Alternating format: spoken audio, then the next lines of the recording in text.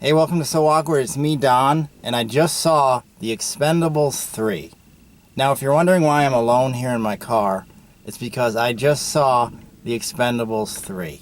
You didn't think Jester was going to come with me, did you? Anyway, long story short, I give it a thumbs in the middle, or I give it one thumbs up and one thumbs down. It was a mixed bag. It was kind of two movies in one. The first half was dreadful, really terrible. The second half was awesome, for the most part.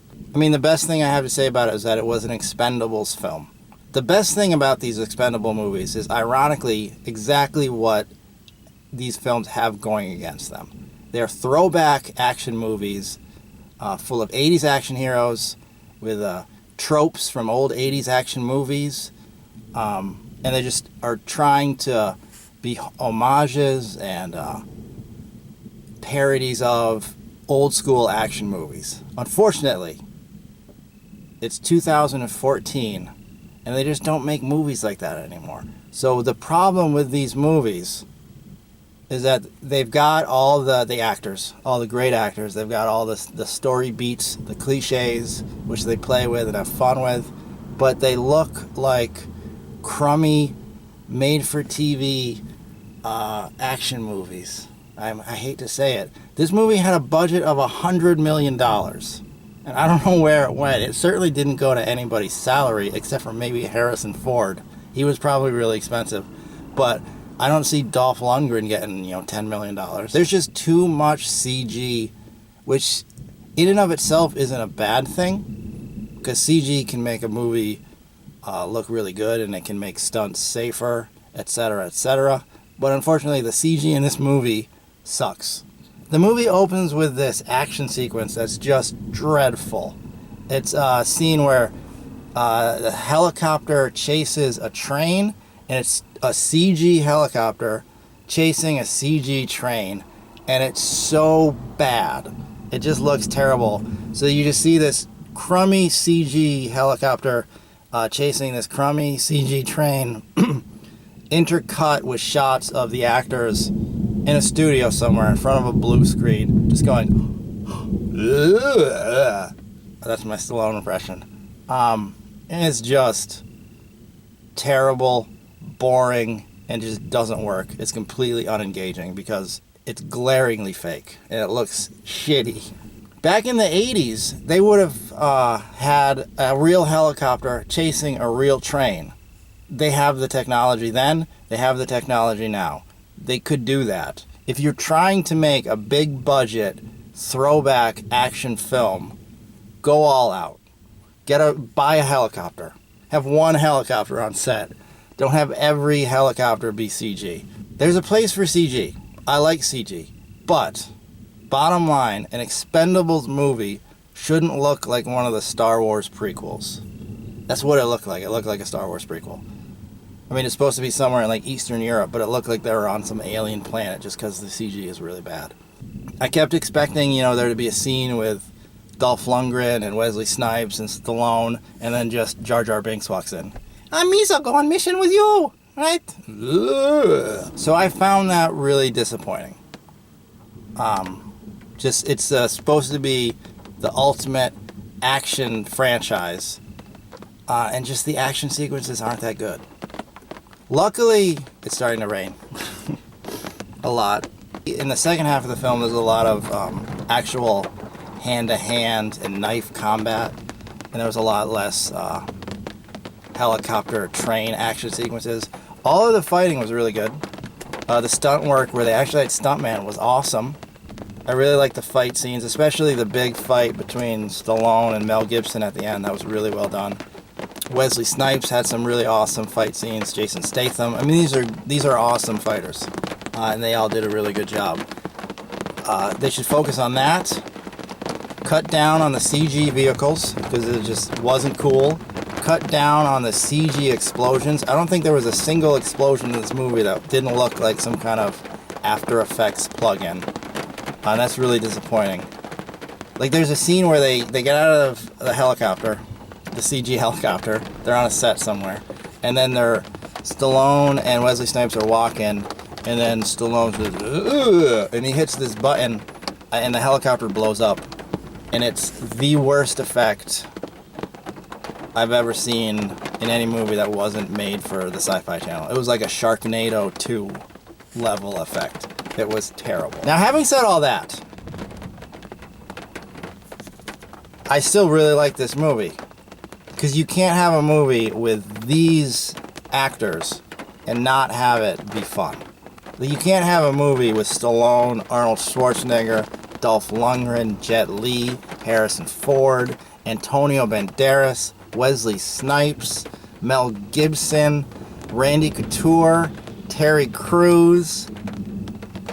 If I'm forgetting anybody, I apologize. I just wish that these guys were given better special effects and action sequences that are on par with their abilities.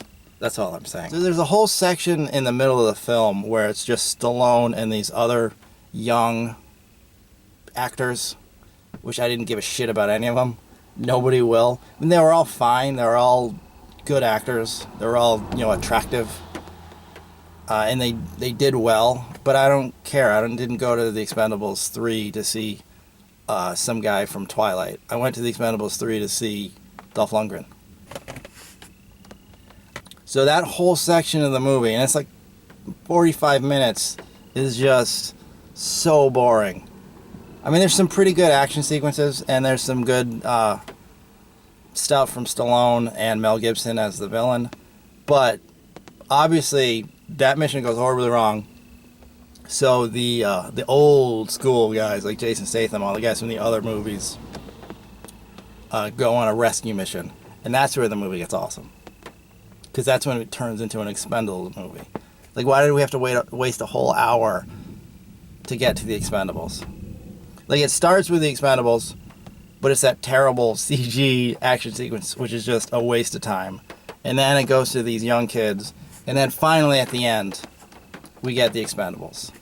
So it's a 2-hour movie, and there's probably 45 minutes of really great Expendables action and repartee. But it's so good, it's worth seeing if you're an Expendables fan. There's too much of these new people, but we still get really good performances from Dolph Lundgren, who's a shockingly good actor.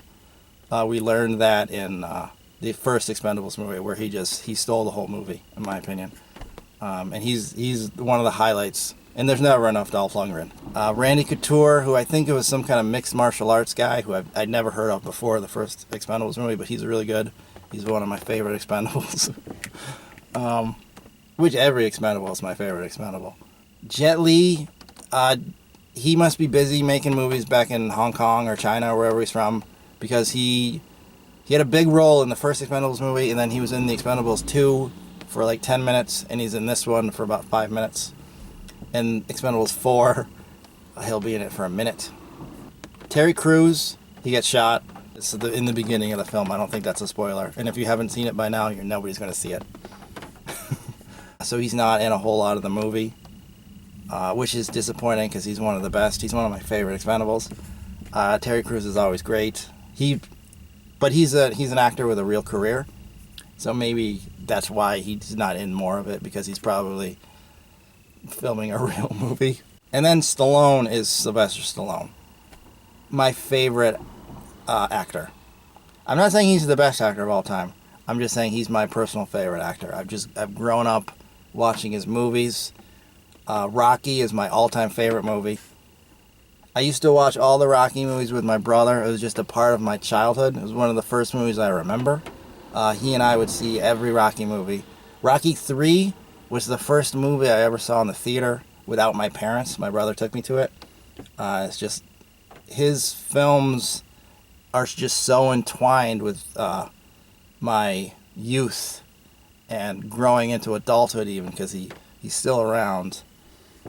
He's just love the guy, and I support him, and I see all of his films, even the shitty ones. And then there's a bunch of new additions to the cast, and part of the fun with these Expendables movies is who's going to be in the Expendables next. Like, who are they going to get now?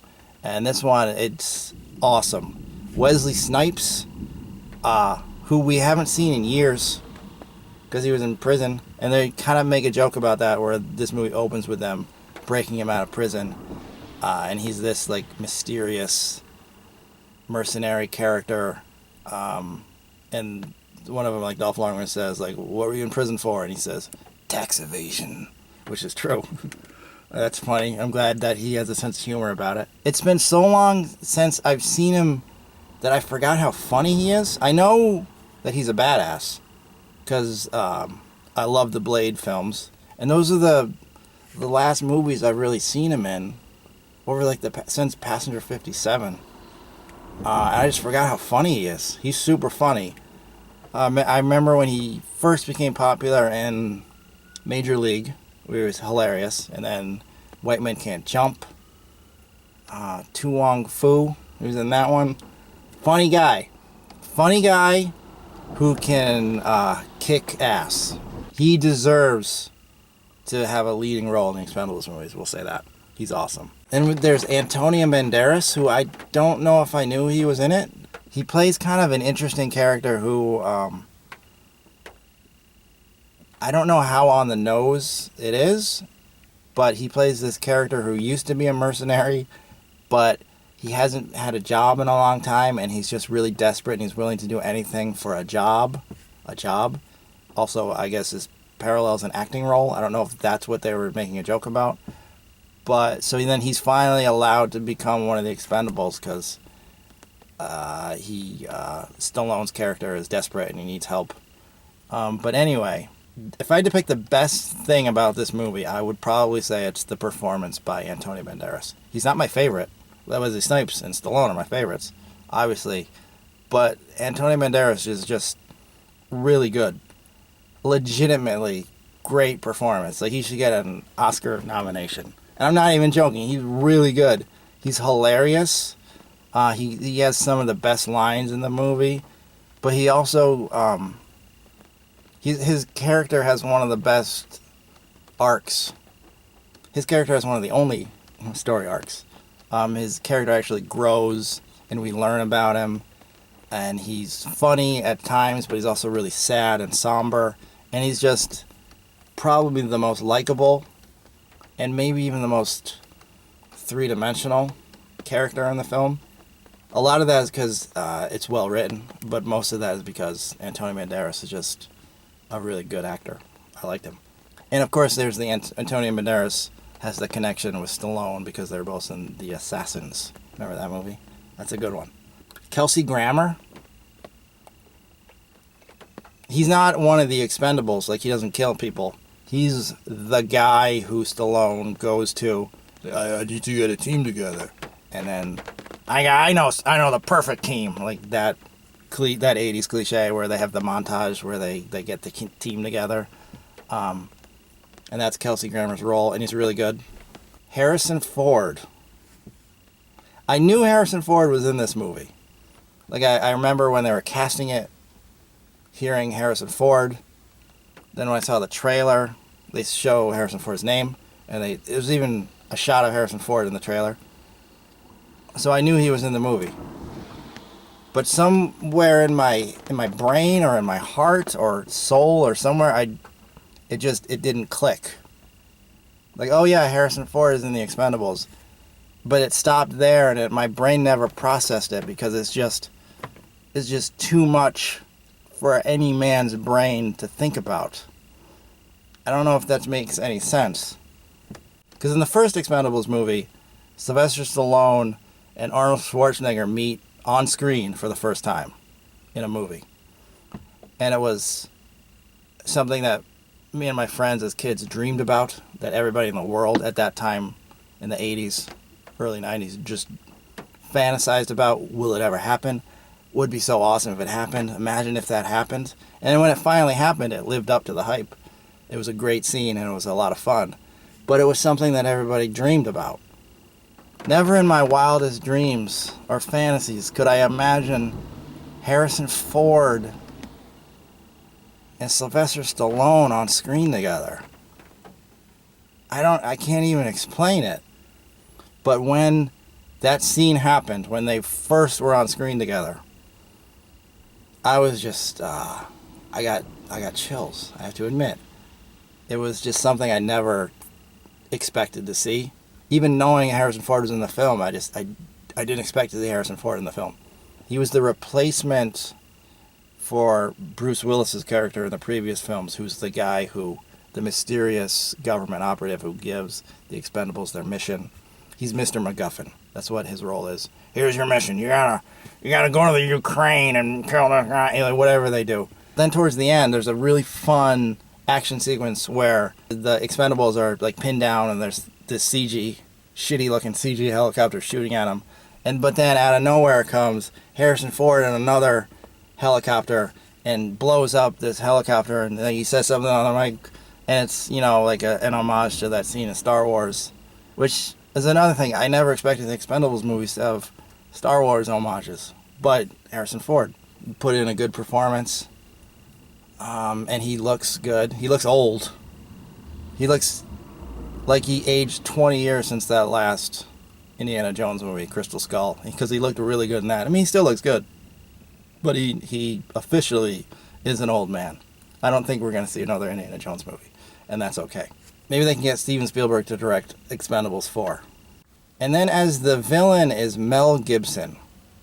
That's pretty good casting. I mean, I think at this point people have forgotten about Mel Gibson, but there was a time there, after he was the biggest star in the world, where he became the most hated man in the world because he is probably an asshole. He said some horrible things, some misogynistic things, some anti-Semitic things. I believe maybe there was something to do with him, spousal abuse somewhere in there. I don't know. I try not to follow celebrity gossip, but sometimes you can't avoid it.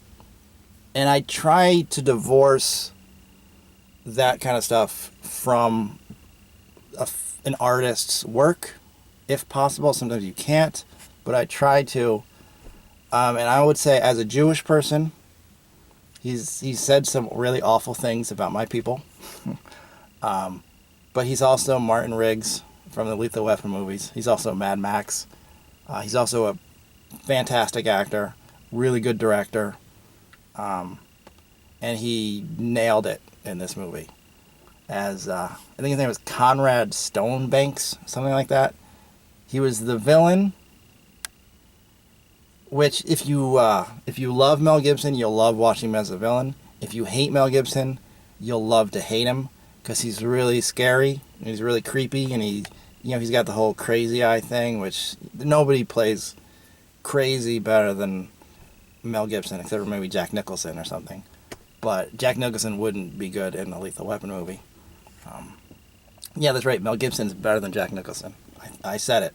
But he did great. Like, I really liked watching Mel Gibson. He stole every scene he was in.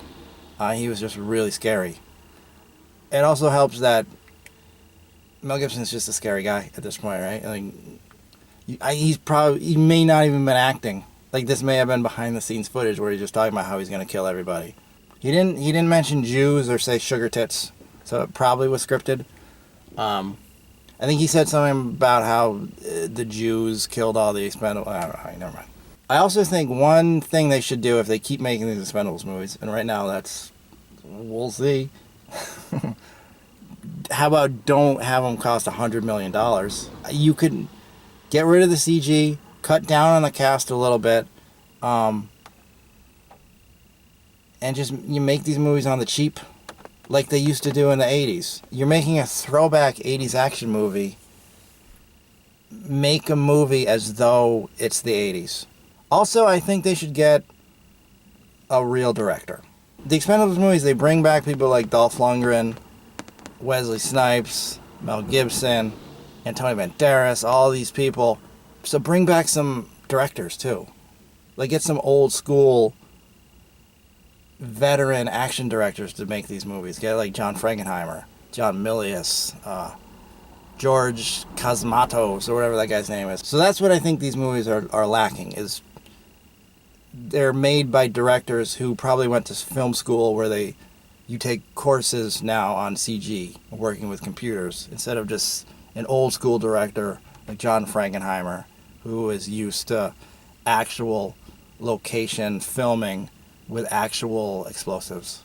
That's what these movies need, is a veteran director to really go old school all the way. And because part of the appeal of these Expendables movies isn't just the action or the stories, it's in the casting and how they bring back and resurrect the careers of all these old school, great action icons. I went ahead and I put together my own top 10 list, in no particular order, of actors and actresses that I think should be in the Expendables movies. Kurt Russell. No brainer. Who's cooler than Kurt Russell? 80s action icon. And he's worked with Stallone in the classic Tango and Cash. So they already know each other. And it would be so perfect. Lucy Lawless and Kevin Sorbo. They have to be together. That would just be fun. They could be married assassins or something. I don't know. Rowdy Roddy Piper. Star of the WWF. He's made movies like They Live, Hell Comes to Frogtown. He's currently got a semi-reoccurring role on It's Always Sunny in Philadelphia, so he's still acting. He still looks good. He's still big. He's still performing. He's still great. Get him in Expendables 4. Carl Weathers. The original Apollo Creed. They go way back. That would be amazing if you could get Carl Weathers in an Expendables movie. And he also has a connection with Expendables veteran Arnold Schwarzenegger because they were both in Predator together. David Hasselhoff. Have some fun with it. Have some fun. Hasselhoff is cool. He's earned it. Come on, man. Baywatch, Knight Rider, appearing on the Berlin Wall in Germany. He's looking for freedom. David Hasselhoff. That would be great. Danny Glover, star of the Lethal Weapon movies and Predator 2. Get Danny Glover in there. Come on, that would be so great. Danny Glover. Michael Biehn. How has Michael Biehn not been in one of the Expendables movies yet? Star of Tombstone, Terminator, The Abyss. Turn on Sci-Fi Channel right now. Michael Biehn is probably going to be on the screen. He should be in the Expendables. Mr. T. Now, I haven't seen Mr. T lately, to be honest. But come on. If Stallone called him, hey, you want to be Expendables 4, he would work out.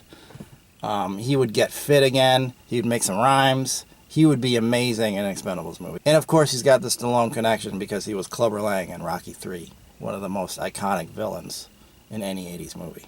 Michael Rooker. How has Michael Rooker not been in an Expendables movie? Not only is he an awesome actor, but he's also got the Stallone connection because they were both in Cliffhanger. So come on, Michael Rooker. That would be so great. And he was currently in the #1 movie right now, which is Guardians of the Galaxy, which beat the shit out of the Expendables 3. So maybe Michael Rooker has been offered and he said, no, man, my career's still too good. I can't make it. No. And lastly, the action star who should be in the next Expendables movie, Raphael from the Teenage Mutant Ninja Turtles. It's a no-brainer. Anyway, that's my long-winded, boring-ass review of the Expendables 3, which should have been about 10 seconds long. Here's what it should have been. It was pretty good. Go see it if you like Sylvester Stallone.